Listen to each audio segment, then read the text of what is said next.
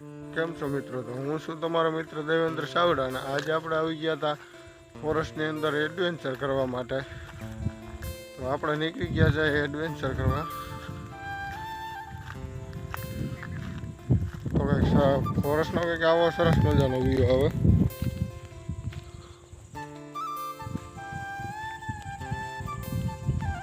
તો મિત્રો કંઈક આવો આપણો રસ્તો છે ને આ રસ્તે થઈને આપણે જવાનું છે. તો આપણે સામો ડુંગર દેખાય છે એના ઉપર જવાનું છે, એટલે આપણે હાલીને નીકળી ગયા હતા જવા માટે.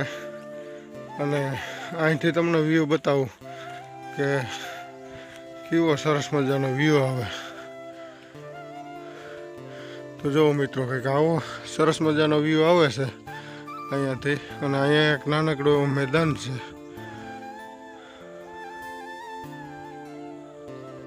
તો મિત્રો કંઈક આવો આપણો રસ્તો છે અને આપણે હાલીને ચડવા માંડ્યા ડુંગર. હવે અહીંયાથી સડા આવવા વળગી ગયો છે. આપણે ધીરે ધીરે ઉપર ચડી રહ્યા છીએ.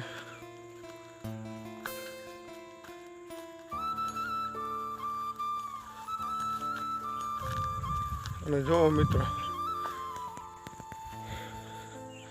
આવા કંઈક ઝાડ છે અને આવો એની નીચે કંઈક નજારો આવે. તો મિત્રો આપણે અહીંથી નીકળી ગયા હતા અને આવો કંઈક રસ્તો છે. જો કે રસ્તો તો ન કહેવાય, પણ આપણે માલ ઢોરની કેડી કહી સમજીએ. અને આપણે એડવેન્ચર કરવા માટે નીકળી ગયા હતા. તો જો આવો કંઈક આપણો રસ્તો છે. આ રસ્તેથી આપણે ઉપર ચડવાનું છે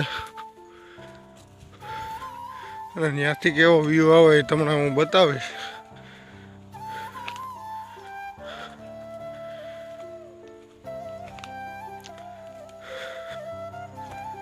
તો મિત્રો, હવે અહીંયાથી આપણે ચડવાનું છે. બહુ મુશ્કેલીવાળો રસ્તો છે. એનું કારણ એ છે કે હવે અત્યારે માલઢોર ઓછા આવતા હોય એટલે રસ્તાઓ બંધ થઈ ગયા.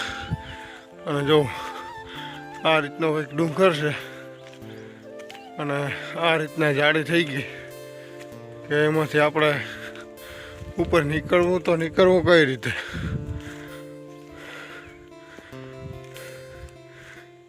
જો આવો કંઈક આપણે કેડી છે અને આ કેડીથી આપણે ઉપર ચડવાનું છે.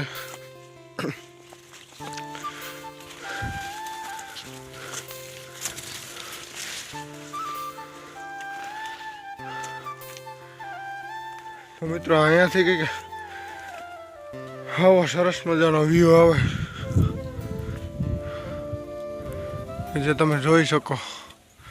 કેવો સરસ મજાનો અહીંયાથી વ્યૂ આવે.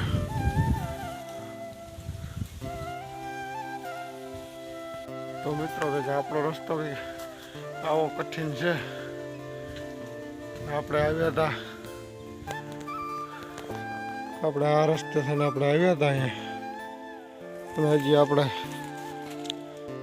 આ રસ્તે થઈને જવાનું છે ઉપર. તો મિત્રો, અહીંયાથી ચડવા માટેનો કંઈક જો આવો રસ્તો છે ને, અહીંથી થઈને આપણે આગળ ચડવાનું છે. અને આ ઝાડવાને જોવું.